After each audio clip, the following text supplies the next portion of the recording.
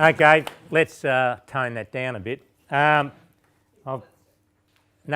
just done exactly what all of you done. I was in the Victorian Education Department for 35 years and did a million different jobs.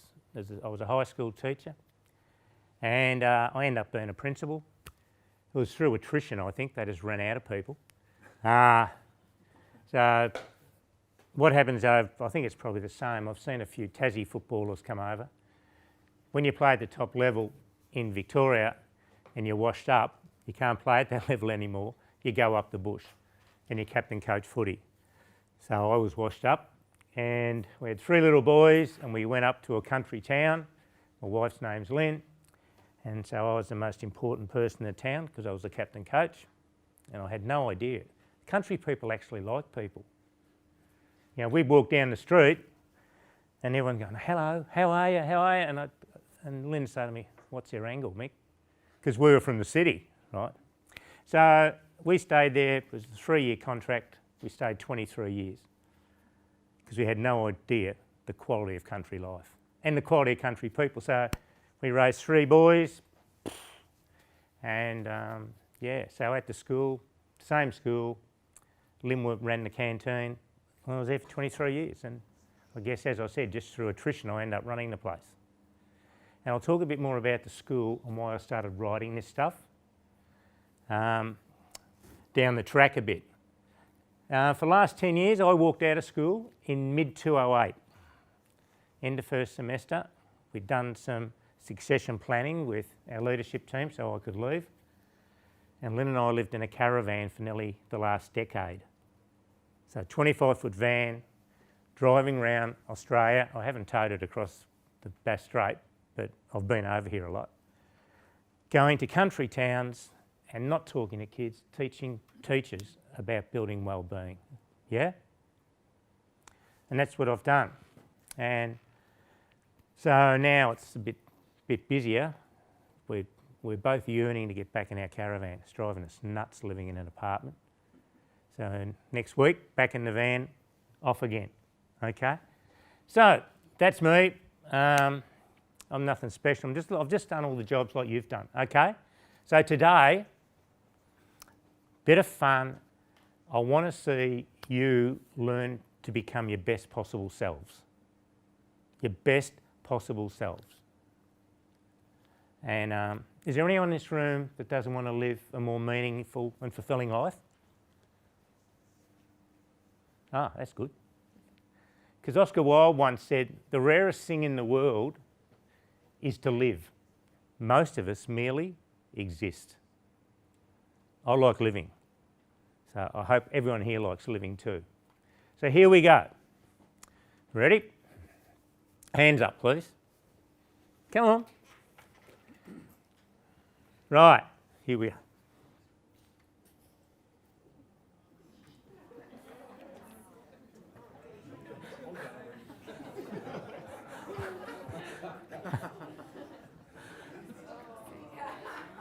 Okay, one thing about us teachers, we don't fail well. Teachers do not fail well. But we expect our kids to fail well, don't we? We expect them to come back and have a crack again. So that there, why can't you do it? Do you know why you can't do that? That incredible thing in your head, the brain, it hasn't created neural pathways for you to do that. When a guy named Tom Brunzel, who runs Berry Street, I was at a POSED conference and Tom got up and did that. And the next day I had to get on a plane and go to Vietnam to an IB conference, and I was determined to start my keynote like that and get all these Asian principles failing. Yeah? So on the plane, AirAsia, I was using one hand. It's a 7.5-hour flight. Then I did 2, then 1. The guy next to me thought I was a bloody idiot, right? And then I'd try. When I got off that plane in Vietnam, and that's the wonder of the brain, and your brain is identical to mine. They all function the same. I could do that. Has everyone got it? I challenge you, go home for next week and swap your knife and fork in your hand and eat tea, eat your dinner. Now the first night there's going to be food everywhere. But after about a week and a half, you are going to be fluent with the knife and fork in the opposite hand because that incredible brain can develop it. So I'm saying to you, there's a lot of waffle about growth mindset. Growth mindset relies on our brain. If we try more difficult things, here's a big one, not same shit, different day, not same old, more difficult things, we can have growth and that brain will provide it for us. Has everyone got that? And for our kids in the classroom,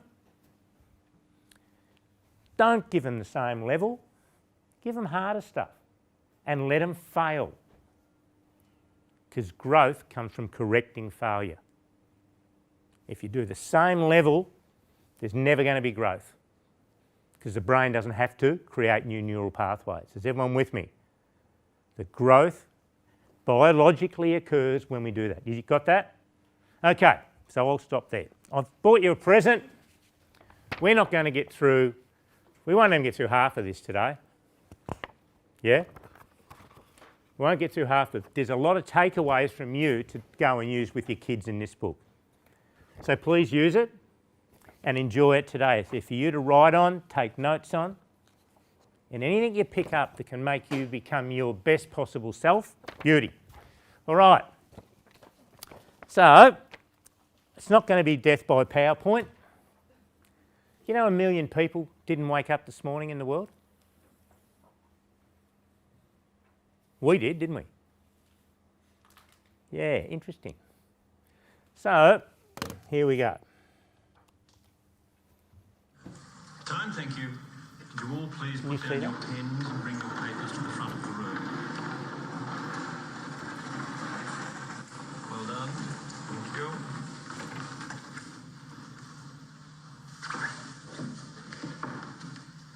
Oh, I'm sorry, you're too late.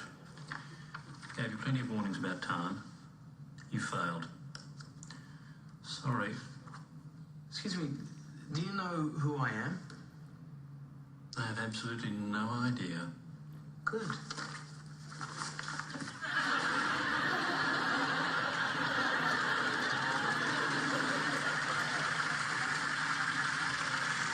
Okay, the fabulous first 5 minutes of any interaction with people, whether it be a classroom or you meet someone, it's got to be positive emotions. So positive emotions, the theory is it broadens, you know when you're positive and you're happy, it broadens your attention with the moment and your engagement. So I'd say to you, any time you meet someone or you walk into a class, there's got to be that fabulous first 5 minutes. Classrooms and schools are emotional places. And often, guess what? We're not emotionally ready to interact. Okay? All right. So I'll just go a bit further. And I'm not going to do this really quickly. POS Ed. I think POS Ed is just what education should be. But what's happened in the last decade in the Western world, and Australia's terrible. We've let that take over. Standardised testing, yeah? At the expense of that. So all POS Ed's saying is that let's have an equal emphasis on building character and well-being in our kids and ourselves with academic achievement. Does that make sense to everyone? South Korea. It got so bad over there. You know the PISA thing we talk about all the time? South Korea, right up the top. It got so bad there with youth suicides, teacher suicides, mental health. They actually passed an Act of Parliament in 2015 called the Character Promotion Act, making it law to shift from education knowledge to character halfway. Now guess what? What do you think's happened to their PISA results in the last 2 years? Have they gone up or down? They've got happy kids, happy teachers. Does everyone get the drift on that? So the best way to improve academic performance is to build character and wellbeing into kids. The research is conclusive. And into, so today is about you. If teacher wellbeing is in a bad place, the kids can never be in a good place. Make sense? So it's about you today.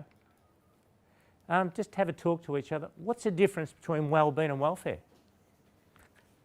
Talk to the person next to you, a couple of minutes. What's the difference?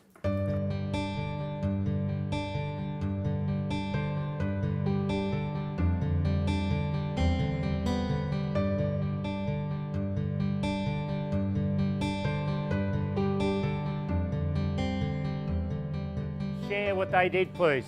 Any ideas, differences? Wellbeing to welfare. Because a lot of people, I don't think, know the difference. A lot of people got no idea. Steve, what do you think welfare is? I think welfare is extrinsic. Yep. I think it's a handout. I think it's external things being imposed upon. Yep. And wellbeing? Internal, intrinsic. Something you can do yourself, such empowering. Wellbeing's empowering, welfare's disempowering. How many people agree with that? Yeah. I think, I do it a simple way.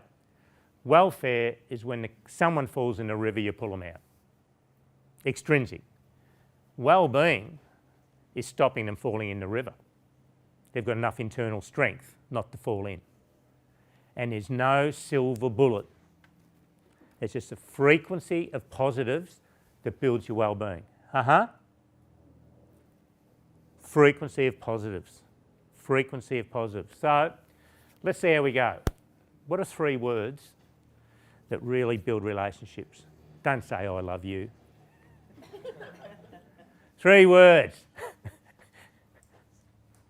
Okay, I'll share them and we're going to practice it because you just come back from holidays.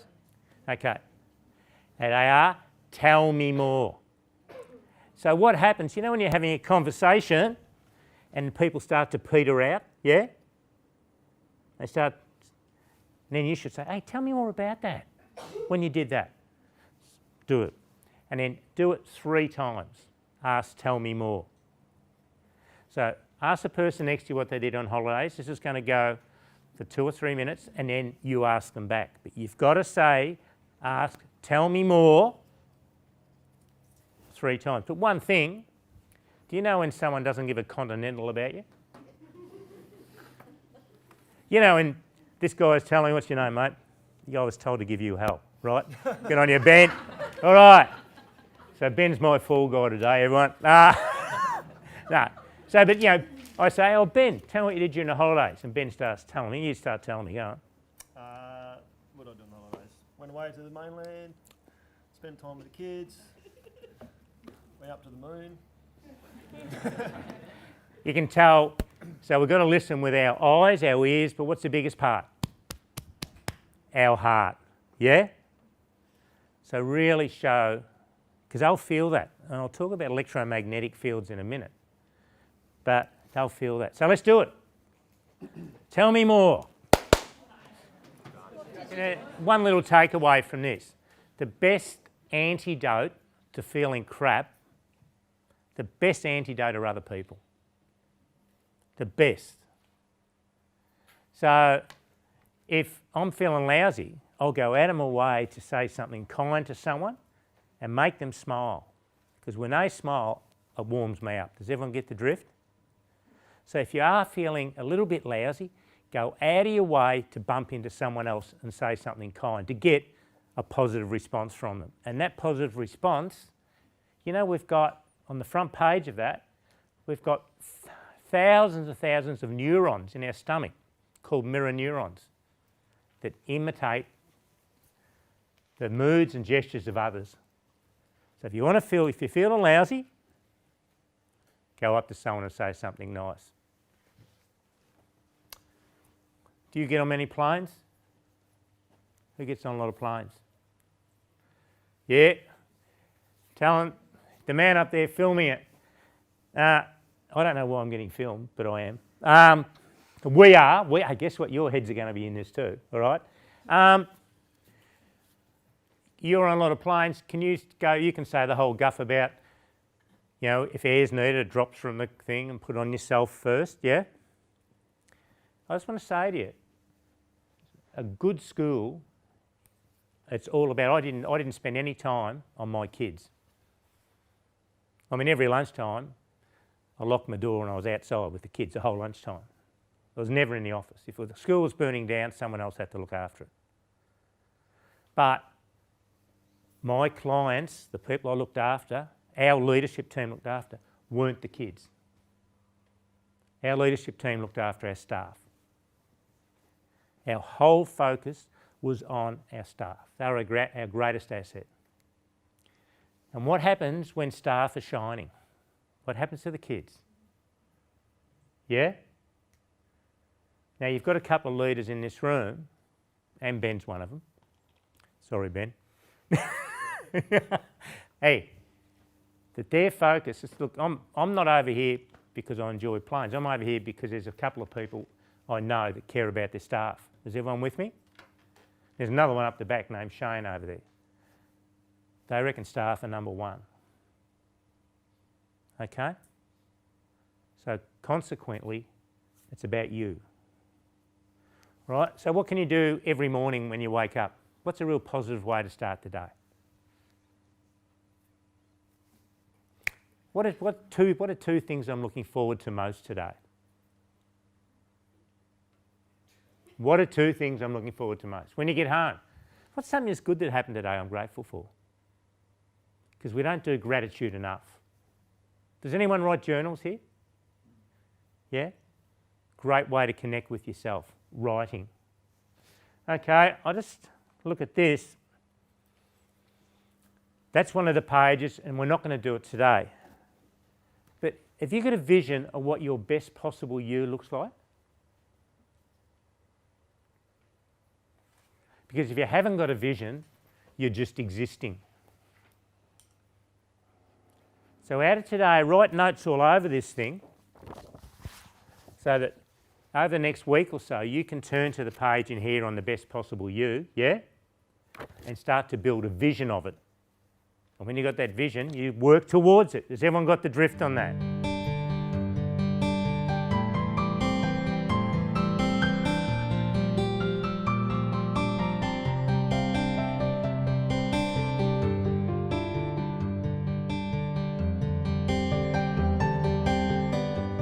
A lot of people in our societies, we've got a lot of learned helplessness and learned hopelessness. Have you all seen that? Okay. They think everything's permanent. It can't be changed.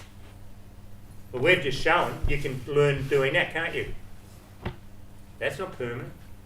See, if we can move from permanent to temporary, the way we look at things. Being, a lot of people think, oh, this is just the way I am. I'm not going to do anything. There's the people that say, I'm going to do something to become someone. Yeah?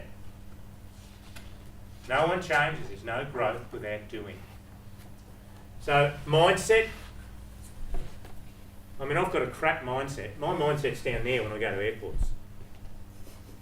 Seriously. Yeah? When I get off the plane, it goes zooming over that side. So it's not all it's in different parts of your life, yeah? All right. And that's just how it transitions. Growth, that's one of the things in there. Describe a time you've done that. Describe a time you've done it. What are two things I could start doing to do that better? So you're working towards growth. And in fact, can everyone turn to growth mindsets, please? I don't know what page it's on. What page, please? 4. Page 4. Okay. Don't do the third column, just do that. Describe a time you've done each of those. Just fill it in, write it in. And if anyone wants this document, soft copy, I can email it to you if you write all over it. Okay, I can send it to you if you want it. Or do it, use it with your kids.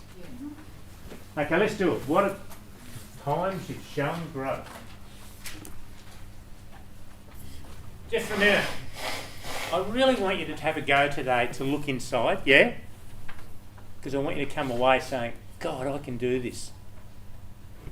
What are these pictures around the wall? Firstly, the pictures of our students. This is something I do because I think often we don't look close enough.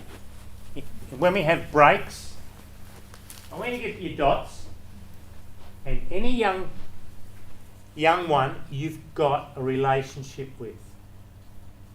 Now, I'm not saying, oh, g'day, love, how are you? That's not a relationship. I actually know something about this lady. Oh, yeah, how do you go to pony club on the weekend? How'd it go? Was it good? Yeah. Yeah, right. Yeah. Does everyone get the drift? I've got a relationship. If you've got a relationship, you put a dot on the child. Okay? So it's got to be knowledge about them. And then, once a child's got 2 dots, don't put a 3rd dot on. Once they've got 2, and you've also got a relationship with them, don't put the 3rd dot on. Yes? Okay, that's what that's for. The other one with everyone's names up on the wall, and I did have a booklet. Can I steal yours for a minute, please? On page 8 are character strengths, and on page 22 are positive personal descriptors. So throughout the day, look at those 2 pages and have a look at the person's name who's up on the wall, and you write down the strengths that they think they've got, and also write down a positive personal descriptor that you think describes that person. So everyone got the drift? So that's why we've got both of them. Up the kids' photos and your names. If anyone hasn't got a name sheet up, can you do so on the break? Great thing to do. Great thing to do. You got a local paper around here? Yeah? You got one in the Bayview area and in the Springfield area, or is it just one? Okay. One of my young staff members used to get the last weeks, because she got them for nothing, Beck. She'd bring them every staff meeting, and we made a deal for 10 minutes at every staff meeting. We'd go through our local paper and look for as many kids' names doing things in the community, and then we'd go out of our way to see those students out in the yard. It's well done. I didn't know you rode horses. Does everyone get the drift? Building relationships. That's a great activity to do. Great activity. So give that a bit of thought. All right? Where are you at? A little bit of solitude for a minute. I hope there's no I won't do it in here. How many people were at how do I do it? Anyone, how do I do it? Yeah. There's a lot of what gets talked about, doesn't it? Today's about how. I'll try, okay, I know to. I'm going to have a crack at it. If I try and fail, who gives a continental? I'm going to have another go. Trying. And then guess what happens? I can do it. If you want to live, there's 4 levels. There's unconscious incompetence. That's why a lot of you finding this hard.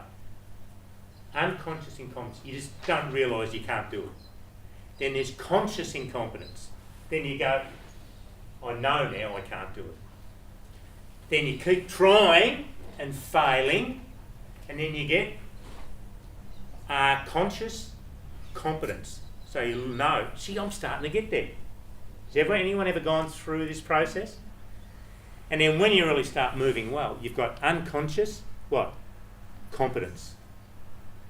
But that only comes from doing.